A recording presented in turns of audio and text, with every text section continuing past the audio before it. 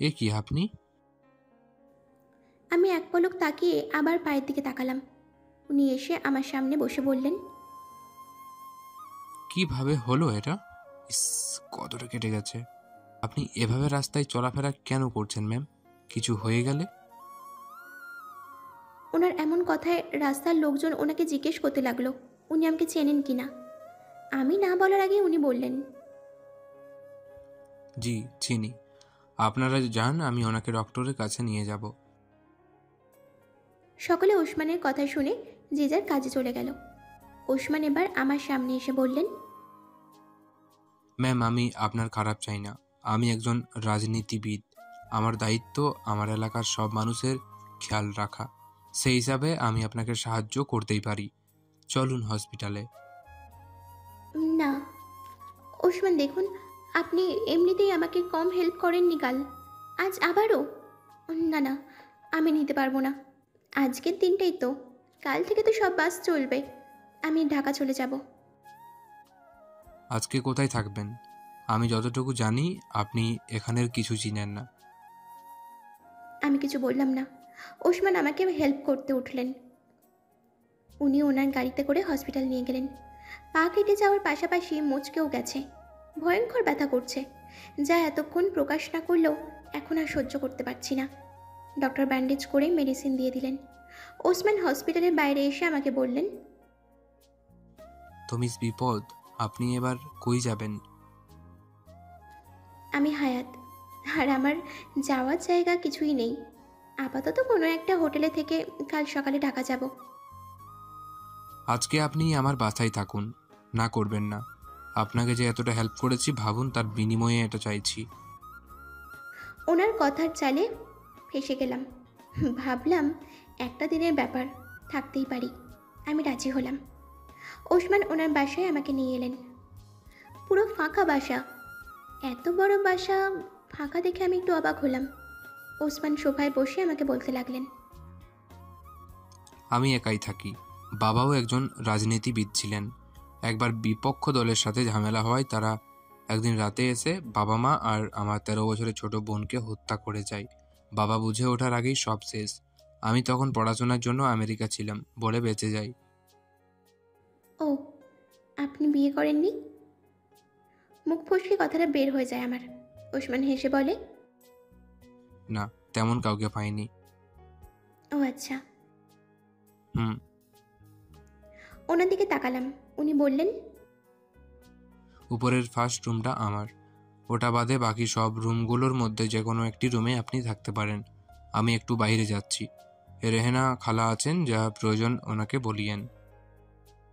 হুম। ওসমান চলে গেলেন। আমি একটা রুমে গিয়ে বসলাম। তখনই একজন বয়স্ক মহিলা এলেন আমার কাছে। আমার হাতে ফলের জুসের গ্লাসটা দিয়ে বললেন, তুমি ভারী মিষ্টি মেয়ে, কিছু মনে করো না, তুমি করে বললাম বলে। আসলে তুমি আমার অনেক ছোট হবে, মেয়ের বয়সী। না না, আমি কিছু মনে করিনি। হুম। আচ্ছা, তোমার নাম কি? আমি হায়াত, ঢাকায় থাকি। এখানে এসেছিলাম কয়েকদিন আগে।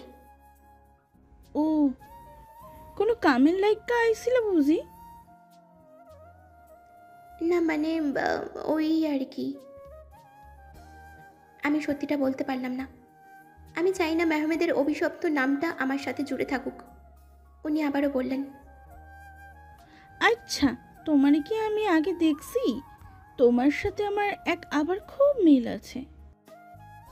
ও মা, কি বলেন? কে এসে? আমার বড় বোন। ভাই বোনা ও আমার মতন কাম করে খায়। ওর অবস্থা ভালো, বাপ মায়ের থেকে পালাইয়া বিয়ে করছে। দুলাভাই খুব ভালা মানুষ, ওরে অনেক ভালোবাসে। ও, সে কোথায় থাকে? হ্যাঁ, তো ঢাকায় থাকে। ও, হ মা, আচ্ছা তুমি বসো, আমি কামগুলো কইরা আসি। জি আন্টি। আন্টি চলে গেলেন। আমি জুসের গ্লাস হাতে নিয়ে জানলার কাছে দাঁড়ালাম। এখান থেকে মেইন দরজাটা দেখা যায়। সেখানে কতগুলো কালো পোশাক পরা লোক দেখতে পেলাম। সম্ভবত দারোয়ানের সাথে কথা বলছে তারা। কিন্তু লোকগুলো কে? মেহমেদের লোক না তো? ভালো করে দেখে বোঝার চেষ্টা করলাম ওরা আসলে কারা। তখনই রেহেনা আন্টি এসে পিছন থেকে বললেন, ওগরে দেখতেছো না, ওরা স্যারের গার্ড, 24 ঘন্টা বাড়ি পাহারা দেয়। কিন্তু খালা, ওদের তো আলাদা লাগছে। হয়তো শিফট চেঞ্জ, এরা সারা রাত ডিউটি করব, আগের গুলান যাবো গা। আমি আর কিছু বললাম না, হয়তো আন্টি যা বলছেন তাই হবে। আমি জুসটা রেখে ওয়াশরুমে গেলাম ফ্রেশ হওয়ার জন্য। খালা আমাকে একটা 3 পিস দিয়েছিল, সেটাই পরে বের হলাম। বের হতেই দেখি ওসমানকে। আমি অবাক হয়ে জিজ্ঞেস করি, আপনি এখানে? হ্যাঁ, মানে আসলে আমার একটা কথা জানার ছিল। জি বলুন। আপনি কি ম্যারিড?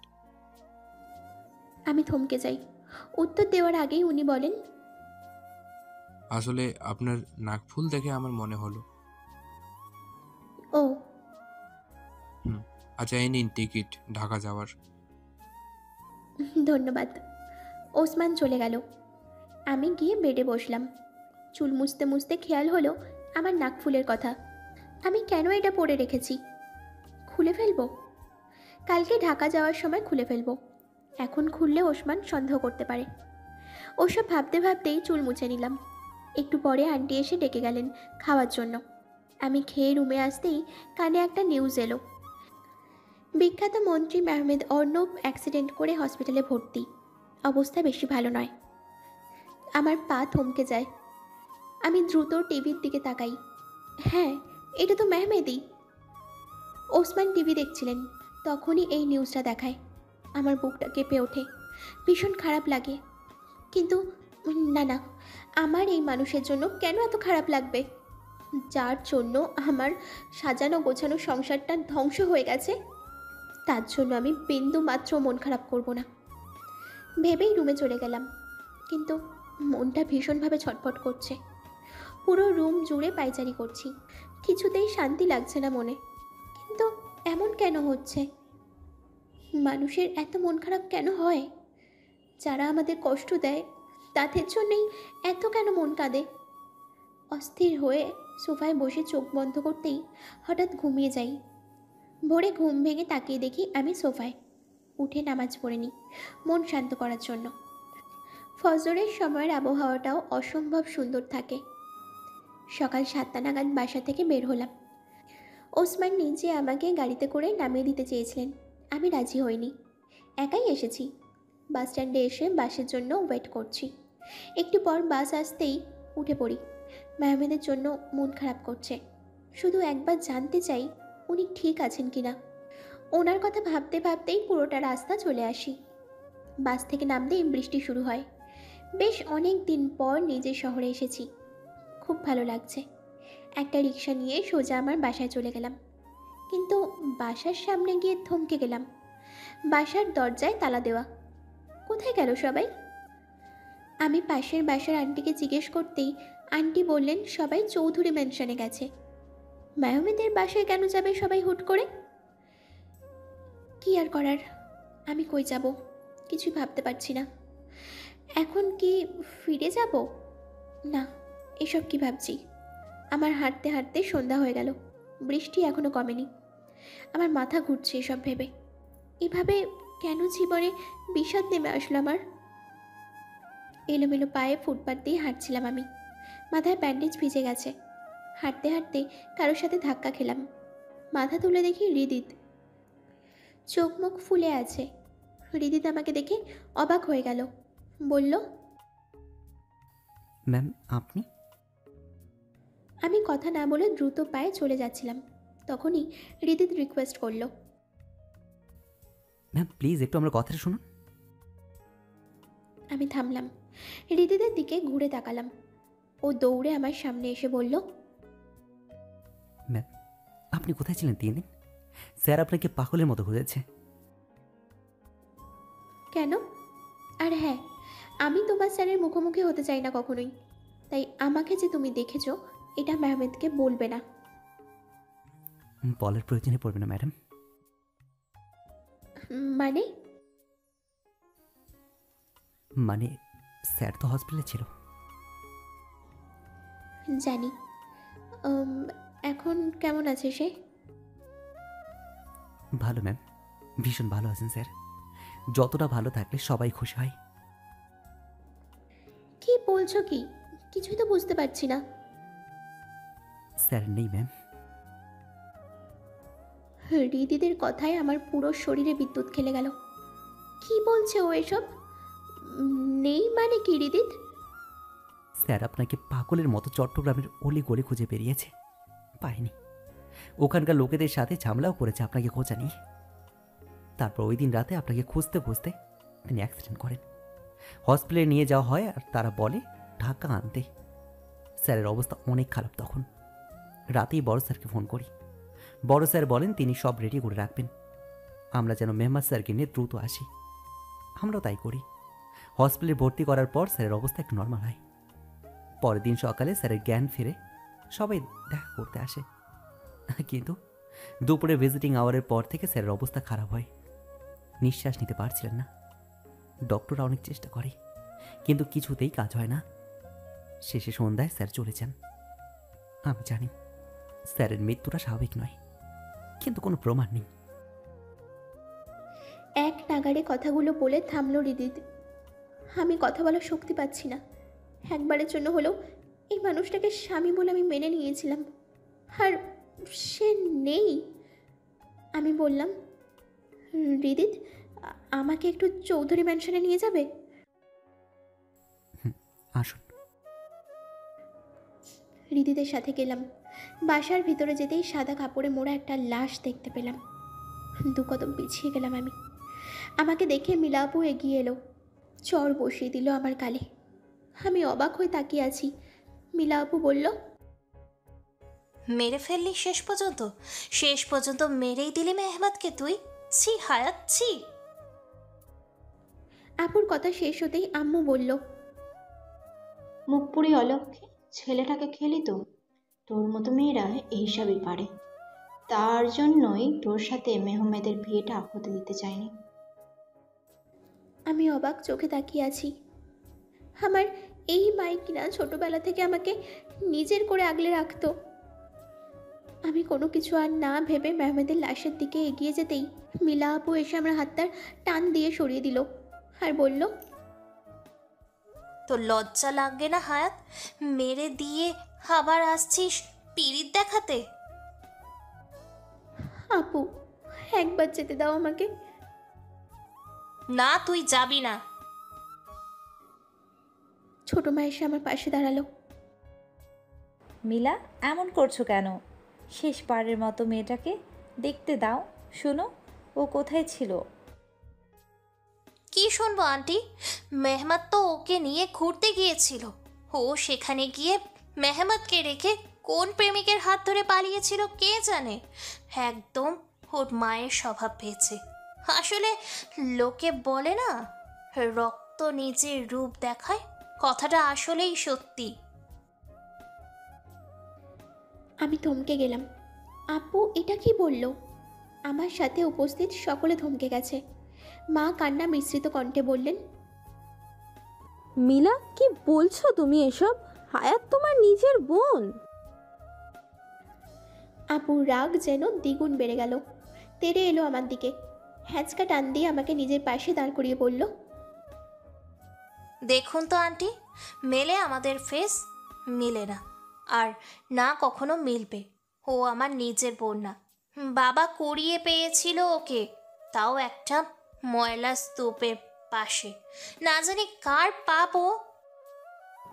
মিলা, শাশুড়ি মায়ের ডাকে মিলা আপু থামলেও আম্মু বলল, ও কিছু ভুল বলেনি আপা। হায়াত আমাদের নিজেদের সন্তান না। ওকে মিলার বাবা একদিন রাতে কাজ সেরে বাড়ি ফেরার সময় ডাস্টবিনের পাশে কান্নারত অবস্থায় পায়। পাশেই বাজে এলাকা, নিশ্চয়ই কারো না কারো পাপ ও। আমার মিলা তখন ছোট, ওর বাবা আমাকে বলেনি ওকে ওই জায়গা থেকে পেয়েছে। বলেছিল এক বন্ধুর বাচ্চা, বাবা মা অ্যাক্সিডেন্টে মারা গেছে। কিন্তু সত্যিটা জানতে পারি হায়াতের 18 বছর জন্মদিনের পর। ওর বাবা নিজে আমাকে বলে। সেদিন থেকেই ঘৃণা জন্মায় ওর জন্য আমার মনে। আর তারপর একদিন আপনারা এলেন ওর জন্য বিয়ের প্রস্তাব নিয়ে। আমার প্রচুর রাগ হয়েছিল। ওর মতো মেয়ের এত রাজকপাল। আপনারা তো হায়াতকে দেখেননি, মেহমেদ বাবার কাছে শুধু নাম শুনেছিলেন। আর এটা আমি বুঝতে পারার পর মিলিকে দেখাই, আর আপনাদের পছন্দও হয়, বিয়েও হয়। কিন্তু এই অপয়া আমার মেয়ের সুখ সহ্য হয়নি। নজর লেগে যায় আমার মেয়ের সংসারে। মেহমেদ যখন দেখে হায়াত নয় মিলার সাথে বিয়ে হয়েছে ওর, সাথে সাথেই মিলাকে কথা শুনিয়ে ডিভোর্সের জন্য অ্যাপ্লাই করে। তারপর তো সব জানেন। এসব মেহমেদ, মিলা আর আমি জানতাম এতদিন, আজ সবাই জানলেন। এখন না জানানোর কিছু নেই, মেহমেদ আর নেই, এসব লুকিয়েও আর লাভ নেই। আমি পাথরের ন্যায় দাঁড়িয়ে আম্মুর দিকে দেখছিলাম। এটা আমার আম্মু না। মিলা আপু আমার নিজের বোন না, বাবাও আমার না। আমার পরিচয় কি তাহলে? কে আমি? আর মেহমেদ, উনি আমাকে ভালোবাসতেন, তাহলে মিলা আপুর সাথে ওগুলো কী ছিল? আর নিতে পারলাম না, জ্ঞান হারিয়ে ফ্লোরে পড়ে যাই। জ্ঞান ফিরতেই দেখি দিয়া আপু আমার পাশে বসে আছে, মাথায় হাত বুলিয়ে দিচ্ছে। আমি চোখ খুলতেই আপুকে বললাম, আপু, আমার আম্মু আর আপু যা বলল সেসব কি সত্যি? কই ওরা? অস্থির হইও না হায়াত, আমি জানি তোমার মনের অবস্থা। আমার আম্মু আমার নিজের আম্মু না, তাই না আপু? হায়াত শোনো। কি শুনবো? কি করব? কোথায় বা যাব? কি আমার পরিচয় আপু? আমি কে বলতে পারো? হায়াত, হায়াত শান্ত হও। আমি কান্না করে দিয়েছি। আপু আমাকে জড়িয়ে ধরলো। শান্ত হও হায়াত, আমরা খুঁজে বের করব তোমার আসল বাবা মাকে। তুমি শান্ত হও। কোথায় খুঁজবো আমি তাদের এখন? সেসব না হয় পরে ভাববে, এখন শান্ত হও। আমি চুপ করে বসতেই মাথায় মেহমেদের কথা এলো। আপু, মেহমেদ।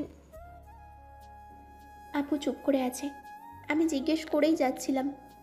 আপু আমাকে কোনো উত্তর না দিয়ে কান্না করে যাচ্ছিল। তাই আমি ছুটে রুম থেকে বের হতেই দেখি পুরো ড্রয়িং রুম ফাঁকা। আমি মেহমেদের নাম ধরে ডাকতে থাকলাম, কোনো উত্তর নেই। কোথাও থেকে গুনগুন করে কান্নার আওয়াজ আসছে। আওয়াজটা অনুসরণ করে মায়ের রুমে গেলাম।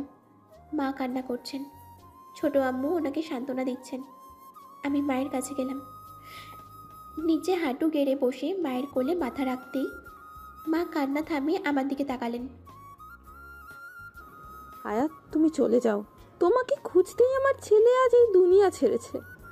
আমি তোমাকে প্রথম থেকে সাপোর্ট দিয়েছি, আর সেই তুমি কিনা আমার ছেলেকে আমার কোল থেকে কেড়ে নিলে। মায়ের কান্না আরও বেড়ে গেল। আমি মুখ চেপে রুম থেকে বের হয়ে ড্রয়িং রুমে এলাম। ড্রয়িং রুমের দেওয়ালে মেহমেদের একটা বড় ছবি রয়েছে। হাস্যোজ্জ্বল ছবিতে মেহমেদকে দেখে এগিয়ে যাই ছবির দিকে। তখনই দিয়া আপু পিছন থেকে এসে কাঁধে হাত রাখে। হায়াত, শক্ত হও, অনেক বড় ঝড় উঠেছে।